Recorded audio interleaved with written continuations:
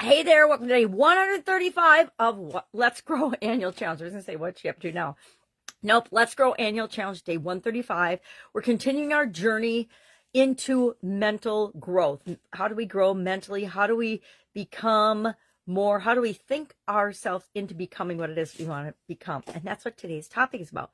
We're going to talk about the idea of thoughts become things, the law of attraction, and the impact that has on mental growth. I'm going to share an example of this as I get into our action item today. Our action item today is to pay attention to our thoughts. Notice your thoughts and then share one example of something that you thought about in your life that came about. If you've ever achieved a goal, if you've ever created anything, if you've ever thought about something, and that's what we want to do today, is notice in our life the things that we have been able to create that started out initially as thoughts. Pretty much everything that's in our life initially was an idea or a thought.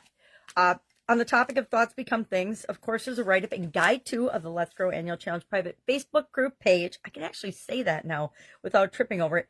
And Kyle's story of how he experienced the law of attraction and thoughts becoming things throughout his life. It might give you some ideas of how you can notice those things in your own life. We want to make sure that we're aware of our thoughts and intentional in our thoughts, because I will tell you with 100% certainty, our thoughts become things. And I'm going to share an example of how that almost killed me and why that came about. We want to think about positive thinking and having a positive mindset. We want to think about visualizing and goal setting. Visualizing and goal setting is an example of the law of attraction in action in our lives. We set a goal, we get an idea of something we want, we imagine ourselves as if we've already got that, and before we know it, that's already a part of our life. Self-belief and confidence comes into play with respect to the law of attraction. Of course, we're going to go into self-confidence and confidence really deep. We're going to spend a whole month on it. And then mindfulness and gratitude. We need to pay attention to what's going on in our mind, at least on occasion, and set our intention for what we want to create.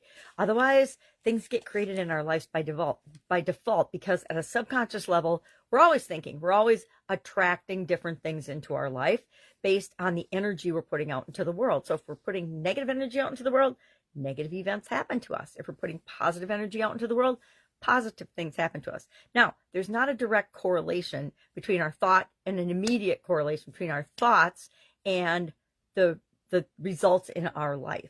But I will say we can manifest or create things in our life really, really fast. And here's my example of that. In 2010, I was going through a really, really difficult time personally, physically, mentally, emotionally, spiritually, financially, with respect to my relationships. Okay, that's my big 7 areas, right? The 7 areas I used to focus on back then for my life. And I was pretty much out of control in every single one of those areas. I wasn't taking care of myself. I wasn't exercising. I wasn't eating right. I was working all the time, building a business and actually building several businesses. I was in a really, really horrible relationship for me. My kids were teenagers, which is challenging at best. And I was being sued by the city for one of my businesses. So all in all, a terrible, crazy time. And I didn't realize until after I woke up in the hospital from having a sudden cardiac arrest, which is called broken heart syndrome, that that's when I noticed and paid attention to what I had been thinking about leading up to that event. Now, it's pretty hard to think about something as crazy as that in a health challenge and say, hey, I actually contributed to and created that in my life. Now, it took me a year or so to come to that conclusion, but I realized that leading up to that event, I was thinking about how terrible everything was and that everything was out of control and I didn't know what I was going to do. I didn't know what I was going to do. I didn't know what I was going to do. And all of a sudden, the universe delivered to me the thing that I could do. I could just shut down, stop, and reset. And that's lucky for me. That's what happened. I had a sudden cardiac arrest. They froze me, put me in a coma. And then when I came out of that, I had some surgery to put in an ICD. But it was the full stop reset that I needed to actually realized that I could create the life I wanted and that I was actually in control and that I had to pay attention to the thoughts that I was having and what I was thinking about. And if you're thinking about, I can't handle this, I can't handle this, I can't handle this, what am I going to do? What am I going to do? Guess what? The universe will answer that energy with something that gives you the answer that you need at the time. Now, at the time, did I think I needed a sudden cardiac arrest? Absolutely not. But looking back, 14 years later, it was exactly what I needed as a massive wake-up call. And I'll tell you what, having a death experience is a massive wake-up call in order to absolutely positively shift back to the things that I know work in my life versus focusing on the things that I know don't work in my life. So that's my story about the law of attraction. Now I've attracted a gazillion things into my life in a positive way. That's just the one negative, because I want you to know that we create our experiences based on what we need for this life experience. And it doesn't always feel that way. And sometimes when bad things happen to us, and bad things happen to all of us, it's to teach us and show us how to handle them and how to deal with them, and that we're bigger than the stuff outside of us that happens. So what's our action item today again? Pay attention to what you're thinking.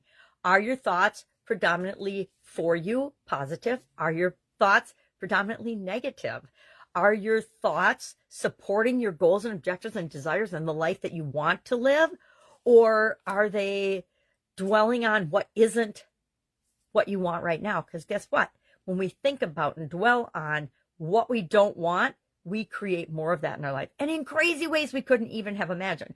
I never even knew what a sudden cardiac arrest was until I actually had one, which is kind of mind-boggling, but that just goes to show you that we're tapped into the collective consciousness, even if we don't think that we are. All right, that's our tale for today. Kyle's story guide 2, my story. Share one experience or one thing that you've created by thinking about it first. I mean, if you've ever created anything, if you've ever created a craft or a project, or if you've made a great dessert, or if you made a great recipe, that is all. You thought about it first, figured out how to do it, you did it, and it showed up on your table.